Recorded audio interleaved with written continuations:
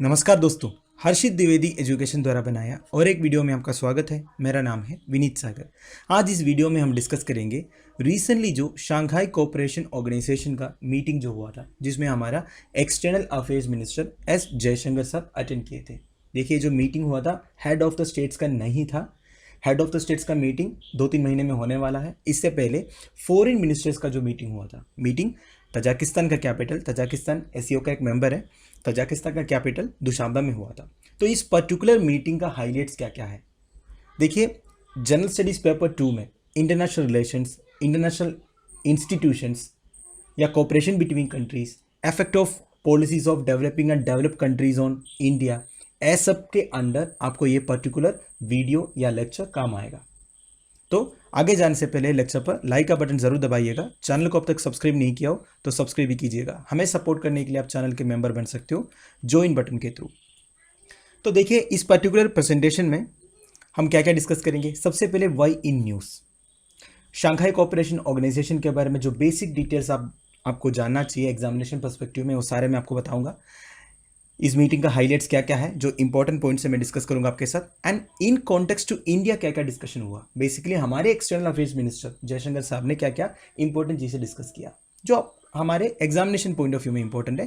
And how SCO is important to India, this is very very important.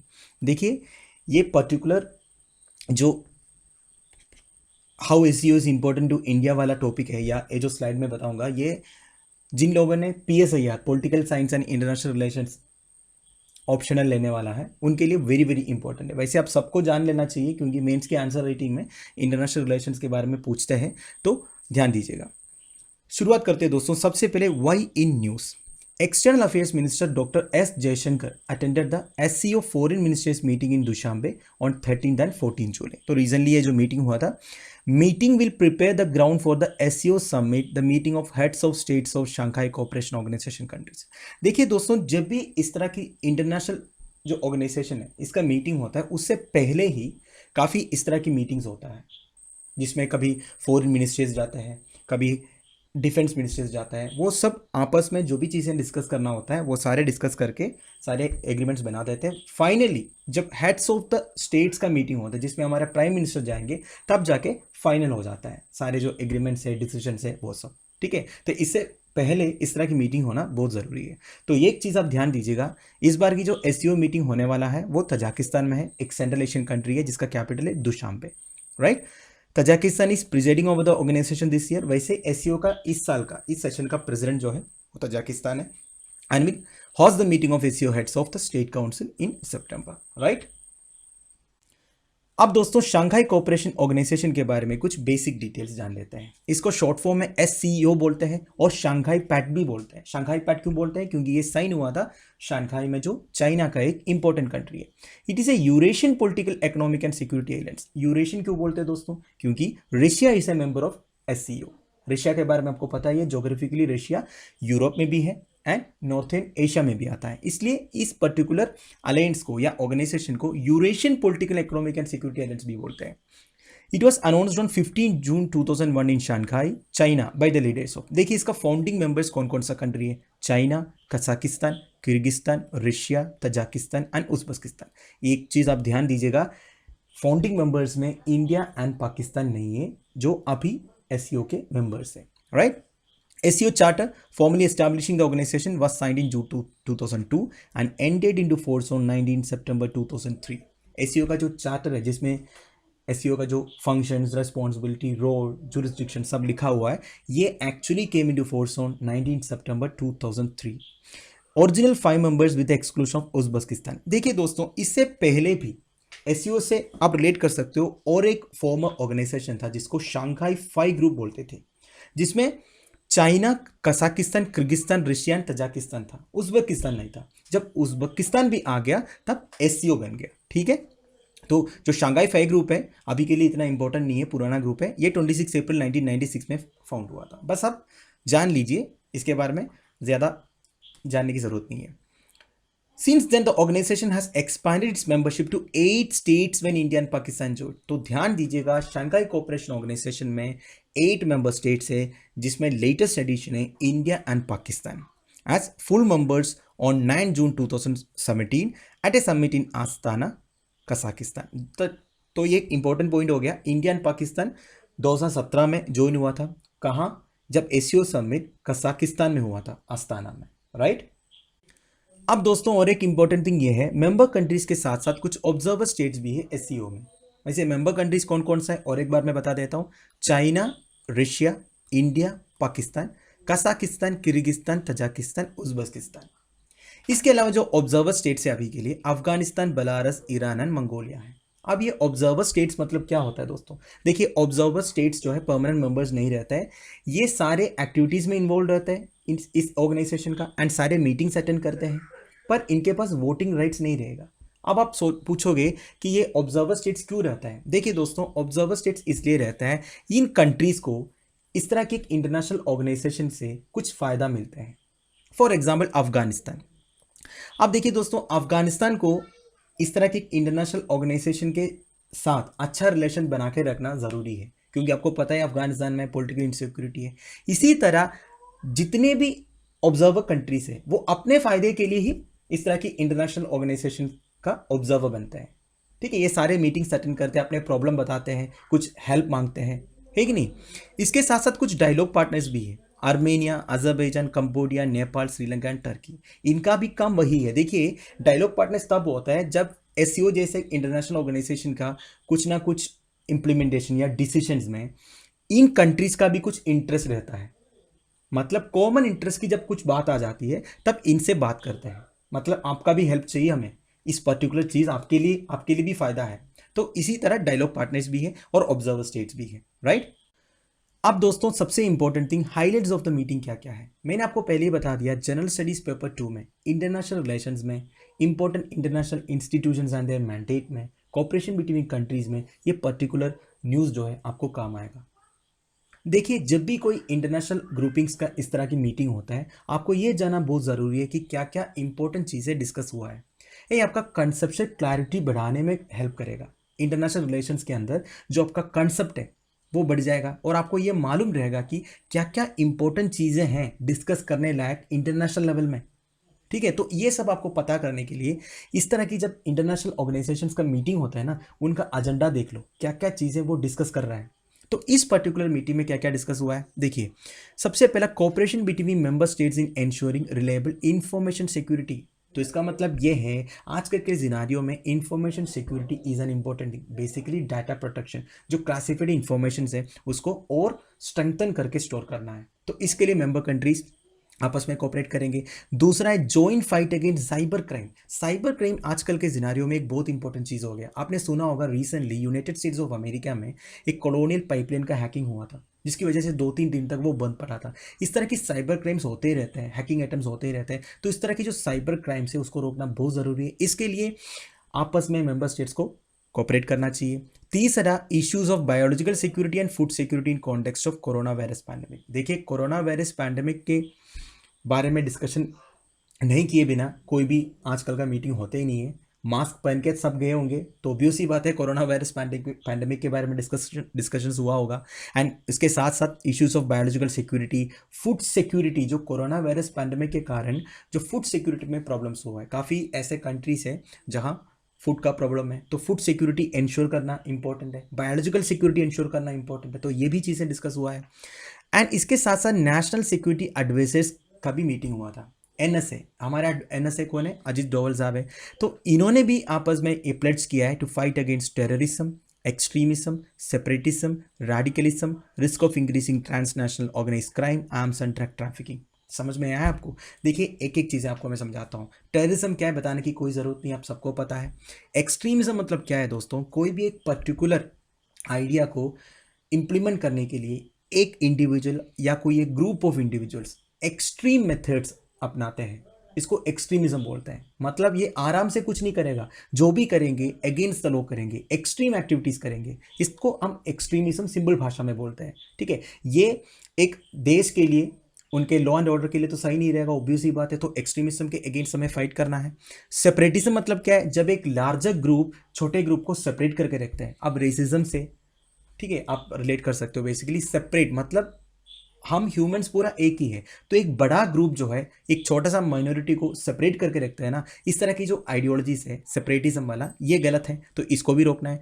Radicalism क्या है? Radicalism वही है दोस्तों, लोग रेडिकल सोचते हैं, मतलब उनको रिफॉर्म्स चाहिए, उनको प्रेजेंट सिस्टम में विश्वास नहीं है, प्रेजेंटली जो हो रहा है जैसे देश चल रहा है उसमें उनको विश्वास नहीं है। उनके लिए वो क्या करेगा?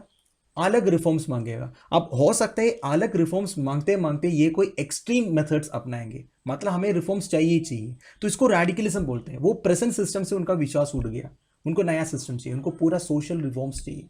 अब वो सोशल रिफॉर्म्स के लिए वो फाइट करेंगे, कोई भी मेथड अपना सकता है, हो सकता है एक्सट्रीमिस्ट वे अपनाएंगे, तो ये भी अच्छा नहीं है।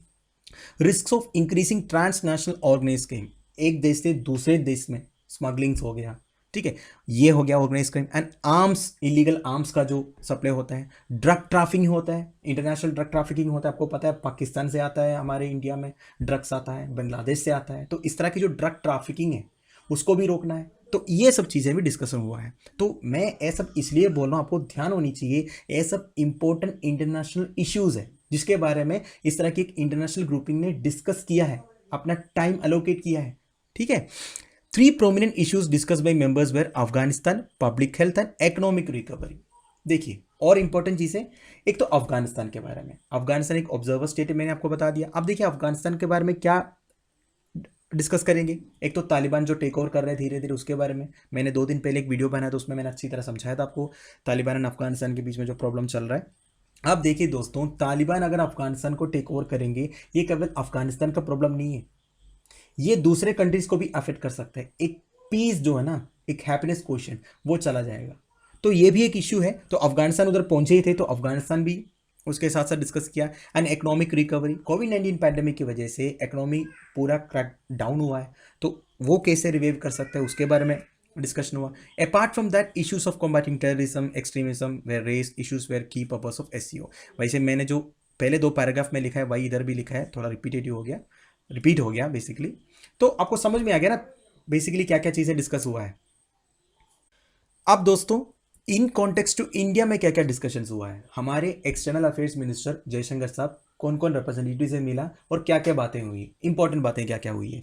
देखिए सबसे पहले वो अफगानिस्तान रेप से मिला और लेटेस्ट डेवलपमेंट्स जो अफगानिस्तान में चल रहा है उसके बारे में पूछा, और उनको ये बोला आपको हम मदद करेंगे to fight against terrorism, terrorism के अगेंस्ट फाइट करने के लिए आपको हम मदद करेंगे, एंड आपके रीजन में पीस एंड स्टेबिलिटी लाने के लिए जो आपको हेल्प चाहिए वो भी हम करेंगे, इतना वो बोला।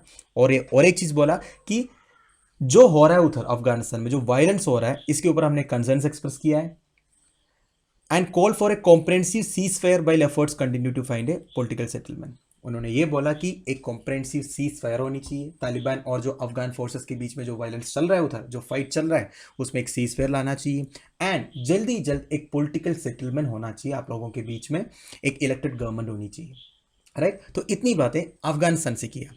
फिर पाकिस्तान फॉरेन मिनिस्टर शाह महमूद कुरैशी उधर आए थे। आप देखिए दोस्तों, जब भी कोई इंटरनेशनल ग्रुपिंग्स का मीटिंग होता है ना जिसमें पाकिस्तान भी आता है, हम पाकिस्तान से बात नहीं करते हैं क्योंकि पाकिस्तान बात करने लायक नहीं है। ये एक्सप्लेन करने की जरूरत तो नहीं है ना, आप सबको पता ही है। तो पाकिस्तान से कोई बात नहीं हुआ, होना भी नहीं चाहिए। एंड जयशंकर साहब ऑल्सो आज the need for early universal vaccination against covid, this is very important. उन्होंने अर्ली यूनिवर्सल वैक्सीनेशन होनी चाहिए कोविड-19 के अगेंस्ट, इसके बारे में बात किया है। एंड फॉरेन मिनिस्टर फिर किससे मिला? चाइनीज काउंटर पार्ट से मिला जिनका नाम है वांग ई, और ये बोला any unilateral change of status को on the LAC was not acceptable and that normal bilateral trials would depend on restoration of peace and tranquillity in border areas. उन्होंने ये बोला कि कोई यूनिलैटरल डिसीजन नहीं होनी चाहिए, अगर LAC के ऊपर कोई बात होना है तो वो बायलैटरल होगा, मतलब इंडिया एंड चाइना अपने रिप्रेजेंटेटिव्स भेजो और बैठ के डिस्कस करो, एक सोल्यूशन लाओ। ऐसा नहीं आप खुद बैठ के कुछ डिस्कस करके उसको इंप्लीमेंट करने की कोशिश करो, ये नहीं होनी चाहिए। जो भी डिसीजन उधर होगा या जो स्टेटस को मतलब अभी का जो स्टेटस है उसको मेंटेन करना है या उसको चेंज करना है तो बाइलैटरल डिसीजंस होनी चाहिए, कोई यूनिलैटरल डिसीजंस नहीं चलेगा। And peace and tranquillity in border areas हमें इंश्योर करना है। तो हम कोई प्रॉब्लम नहीं चाहते, आप भी मत करो, बेसिकली कहने का मतलब यह है जो अभी शांति समाधान है उधर उसको मेंटेन करो, राइट। अब दोस्तों finally how SCO is important to India. Shanghai cooperation organisation जैसा एक इंटरनेशनल ऑर्गेनाइजेशन में मेंबर होने से इंडिया का क्या क्या एडवांटेजेस है या इंडिया की स्ट्रैटेजी क्या है इस पर्टिकुलर ऑर्गेनाइजेशन में मेंबर होने से। सबसे पहली बात दोस्तों, इस ग्रुपिंग में रशिया है जो हमारा स्ट्रैटेजिक पार्टनर है और फ्रेंड भी है। अब इनके साथ जो रिलेशन है हमें और स्ट्रेंथन करना है। ऑलरेडी इंडिया रशिया का रिलेशन जो है अच्छा है, काफ़ी आर्म्स एम्यूनिशन डिफेंस इक्विपमेंट्स हमने रशिया से खरीदा है और इवन न्यूक्लियर सेक्टर में भी हम कोऑपरेट कर रहे हैं। तमिलनाडु में जो कूडनकुलम न्यूक्लियर पावर प्रोजेक्ट है इसमें रशियन टेक्नोलॉजी हम यूज़ कर रहे हैं। अब मिलिट्री में ही ले लो, आर्मी नेवी एयरफोर्स काफ़ी बड़े बड़े इक्विपमेंट्स रशियन टेक्नोलॉजी का यूज़ कर रहा है। इंडियन नेवी का आईएनएस विराट जो फॉर्मर एयरक्राफ्ट कैरियर है, अभी का जो आईएनएस विक्रमादित्य है, ये सारे रशियन ओरिजिन है। और भी काफ़ी सारे सेक्टर्स हैं जिसमें इंडिया रशिया का अच्छा रिलेशन है। इंडिया रशिया का जो स्ट्रैटेजिक पार्टनरशिप अंडरलाइन करता है। अब देखिए इसमें चाइना एंड पाकिस्तान भी है और चाइना पाकिस्तान की जो दोस्ती के बारे में हमें मालूम ही है, ये हमारे लिए अच्छा नहीं है, ये हमारी प्रॉब्लमैटिक नेबर्स है। अब देखिए ऐसा एक ऑर्गेनाइजेशन में हमें होना बहुत ज़रूरी है जहां चाइना एंड पाकिस्तान भी हो और रशिया जैसा एक स्ट्रैटेजिक पार्टनर भी हो, ये हमें मदद करेगा। समझ में आया आपको? ऊपर से central Asian republics Kazakhstan, Kyrgyzstan, Tajikistan, Uzbekistan भी है इसमें। अब सेंट्रल एशियन रिपब्लिक के साथ हमारी जो रिलेशंस है वो अच्छा है। हिस्ट्री में देख लो, geopolitics, cultural, civilizational and economic imperatives connect India to Central Asia. तो इंडिया एंड सेंट्रल एशिया का जो इकोनॉमिक रिलेशन है वो मैं आपको आगे बता देता हूँ। तो आपको समझ में आ गया ना, न्यू दिल्ली का 3 प्लान है एससीओ में मेंबरशिप लेने से। एक है रशिया के साथ जो रिलेशन उसको और डीपेंड करना है, एंड चाइना एंड पाकिस्तान का जो इन्फ्लुएंस है और इनकी जो दोस्ती से हमें जो प्रॉब्लम हो रहा है उसको काउंटर करना है। एंड तीसरा सीआर मतलब सेंट्रल एशियन रिपब्लिक के साथ जो हमारा कोऑपरेशन है उसको और एक्सपांड करना है। तो इस पर एक प्रॉब्लम वो आता है, सेंट्रल एशियन रिपब्लिक के साथ जो हमारी कनेक्टिविटी है ये एक प्रॉब्लम है, तो इसको बढ़ाना है। अब आपको पता है चाइना का जो बेल्ट एंड रोड इनिशिएटिव है इससे भी हमें प्रॉब्लम होगा। अब ऐसा एक इंटरनेशनल ऑर्गेनाइजेशन में शामिल होने से हमारी जो सेंट्रल एशियन रिपब्लिक के साथ जो कनेक्टिविटी है उसको डेवलप करने में मदद करेगा। आपने सुना होगा इंटरनेशनल नॉर्थ साउथ कॉरिडोर करके, आईएनएससी, जो रशिया के व्लादिवोस्तोक से चेन्नई तक है, चेन्नई टू व्लादिवोस्तोक। तो ये अभी चल रहा है काम, तो उसको भी अगर एक्सपांड करना है या उसको पूरा काम खत्म करने में इस तरह की जो दोस्ती है या इंटरनेशनल कॉपरेशन है ये मदद करेगा हमें, ठीक है। क्योंकि सेंट्रल एशियन रिपब्लिक इकोनॉमिकली बहुत इंपॉर्टेंट है हमारे लिए। हमारे काफ़ी public sector companies, private sector भी सेंट्रल एशिया में इन्वेस्ट किया है। और देखिए 2017-18 से 2019-20 तक आप अगर आप कंपेयर करोगे ना, $1.4 बिलियन से $2.7 बिलियन का इंक्रीज हुआ है, ठीक है, जो इंडिया सेंट्रल एशियन रिपब्लिक का जो ट्रेड रिलेशन की बात कर रहा हूँ। तो बेसिकली ये सब वजह से एससीओ में मेंबर होना या एक्टिविटीज़ में एक्टिवली इन्वॉल्व होना इंडिया के लिए बहुत ज़रूरी है इस करंट जियोपॉलिटिकल सिचुएशन में, और अंडरलाइन करता है इंडिया की जो मेंबरशिप की ज़रूरत क्या है, राइट। तो दोस्तों दैट्स एंड ऑफ इट। ये वीडियो मैं इधर फिनिश कर रहा हूँ। आई होप आपको कुछ ना कुछ सीखने को मिला होगा। आप लोगों की वैल्यूएबल सजेशंस एंड कमेंट्स जो है आप मुझे कमेंट बॉक्स में प्लीज़ बता दीजिएगा। इस पर्टिकुलर आर्टिकल आपको harshitdwedi.com वेबसाइट में मिल जाएगा। Do visit the website. Thank you for watching. Bye bye, have a nice day.